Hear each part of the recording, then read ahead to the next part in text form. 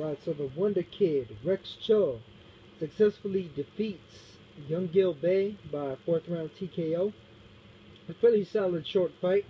Rex Tso, of course, is a highly ranked contender at the super flyweight division, 115 pounds. He's a part of what's pretty much become a pretty deep division, or what's about to become a pretty deep division, probably later this year with the inclusion of Gonzalez and Estrada. But for now, let me talk about Tso. The fight started off a little bit rocky for him. Young Gil Bae is a fighter who was a contender at 108 and 112 pounds. He's a little bit of a weight floater, where he'd go up and down in weight, just depending on who was there to fight and who was going to be paying him. He wound up taking a fight at 105 pounds last year against Manhang Manayotin, a fight at 105 pounds from Manayotin's 105-pound WBC title. And Manayotin wound up TKOing him in the ninth in a pretty good competitive fight. Although one of the issues was Young Gil Bae wasn't able to make weight. He wound up weighing 106.5. Wasn't able to cut any lower, but he had never even made 105 before that. So there's a possibility he could have been a bit overdrained for that fight. Although that's still close to the range that he would be able to make for 108-pound fights. Regardless, though, he was fighting at 115 for this fight against Tso, and it showed that Tso is the naturally bigger, stronger guy. After a little while, though, at first Young Gil Bae came out pretty fast. He came out looking like the 115 pounds was very easy for him to make. Came out throwing good right hands and left hooks, catching Tso a number of times. Tso tends to be a little bit more of a slow starter, a little bit more of a methodical type of fighter, and Gil Bae jumped on him. Landing good right hands, good left hooks. Eventually, towards the end of the first round, Tso started to manage to land some right hooks and left crosses and uppercuts towards the end of the round. But overall, I thought Gil Bae took the first round, competitive round, but Young Gil Bae controlled most of the action, landed most of the clean punches in that round. Second round started. Oh yeah, it's good to mention that Gil Bae is actually a pretty tall fighter for 105 to 112 pounds at 5'5", but Tso is 5'7", which is on the taller side for 115 pounds. Whereas being 5'5" at 115 pounds isn't necessarily as special as far as Gil Bae goes. But yeah, in the second round, Tso started to try to use his reach advantage, trying to basically keep Gil Bae on the outside and actually leading instead of trying to counter. When he was leading, he was having more success. But Gil Bae was still able to land some of his own shots. Second round was a bit more of an even round, with Tso landing good shots, straight shots up the middle on the inside. And Gil Bae, landed some good shots of his own, good power punches. The second round I wanted to give him to Tso, even though it was another close round. The third round is where Tso started to really open up a bit more. Started making his punches a bit more known and started sitting down on the shots more. The thing is, he realized that not only did he have a longer reach, he also had faster hands. So when it came to exchanges, his punches were able to get there first. And he wound up landing a beautiful combination. And it was kind of funny because they actually threw the same combination at the same time. It's just that Tso got there first because he had the quicker hands. Tso's a southpaw, and Young Gil Bae is an orthodox fighter. And Gil Bae was throwing the left hook right hand, whereas Tso was throwing the right hook left hand. And Tso's punches got there just a split second before Young Gil Bae's did, and he wound up hurting Gil Bae due to that. He basically caught him right in the middle of the exchange clean. Gil Bae was hurt after that.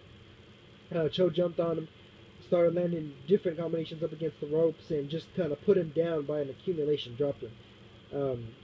Young Gil Bae got up, though, and he managed to beat the count, of course. He then continued and fought back pretty hard, and fought back well. He landed some good shots of his own before the round ended. Finally, in the fourth round, Gil Bae was able to catch Tso clean again with basically a right hook, left hand combination. Knocked him into the ropes and pretty much flurried against him on the ropes. Started beating him down. Gil Bae was still throwing back but missing. Gil Bae he was throwing back, and Tso kind of used a little bit of a step back, then jumped back in and started flurrying on him again. Landed clean punches.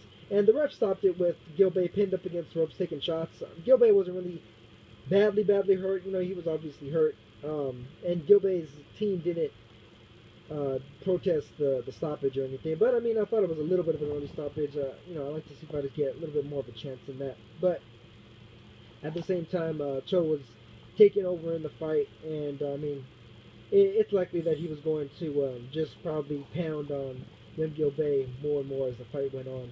He had the quicker hands. He was the one that was coming on. The tide was shifting well into his favor, and Young Gil Bae hadn't really shown the power to really make Tso pay. You know, the way that he possibly could have had he been fighting a smaller opponent. You know, at a weight that's more akin to his abilities. So Tso took this one, and now he's pretty much looking towards a fight with one of the champions.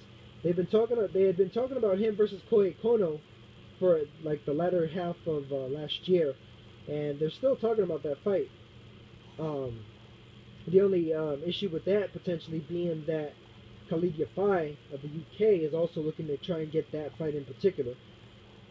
So that could start a little bit of a bidding war between Bob Arum, who represents Tso, and Eddie Hearn, who represents Kal Yafai, as to who winds up getting that fight. So it'll be a pretty interesting situation. And Kono, of course, is promoted by Tekken, who is I think he's promoted by Tekken? I think he's promoted by Tekken, if I remember correctly.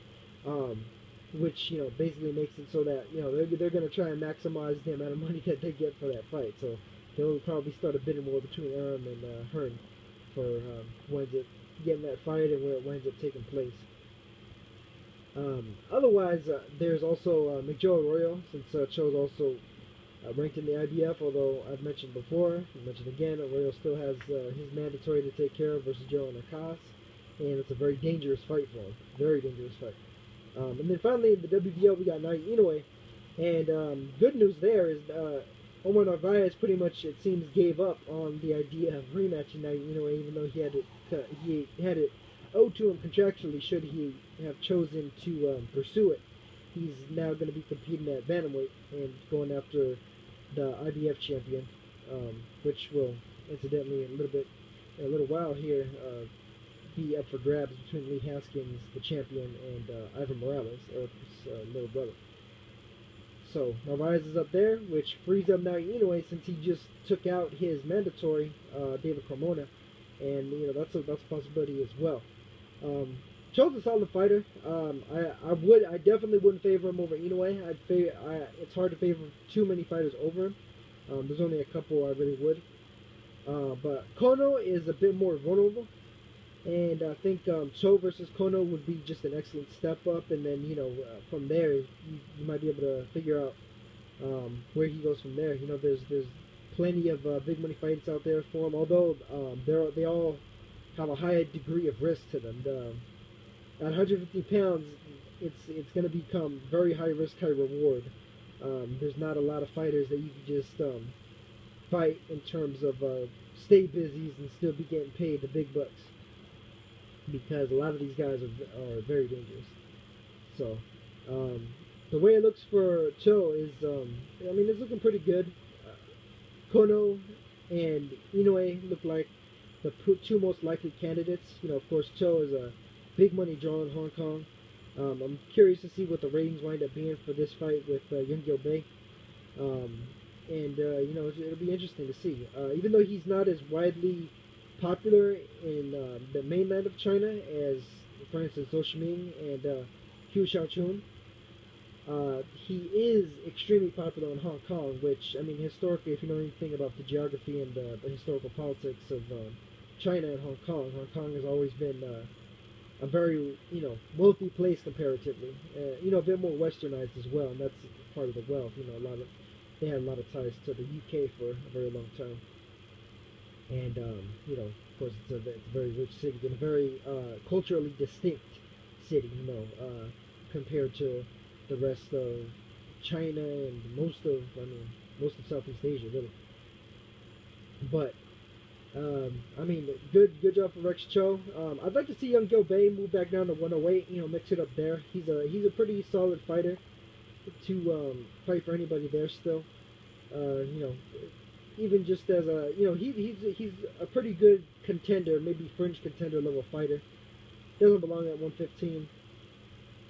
But Rex Tso, as long as he's able to make 115, I mean, he's looking more solid as the fights go on. He had looked a little bit on the sloppy side in the past, and I think he still has certain defensive deficiencies, as was exposed by Gil Bae early on in this fight. But I mean, Gil Bae again is he's a tough, solid fighter. He was able to rack up some points on one hammer with him too.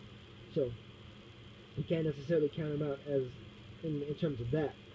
I think the issue for Tso will be when he gets hit with guys that really carry power at the weight. Inoue or a Gonzalez, even a Quadras. Really, Quadras has good power, or like a Rungvisai. Rungvisai is definitely a puncher. One of the hardest punchers at that weight. I was to say the hardest puncher at that weight, period, would probably be Joe Ancajas. But I mean, probably Ancajas or But I mean, that's besides the point. I'm rambling a little bit here. So Rex Tso gets the win. TKO 4. Solid little fight. Fun little fight to watch. And I mean, just check it out. And I'll catch you guys on the next one. Peace.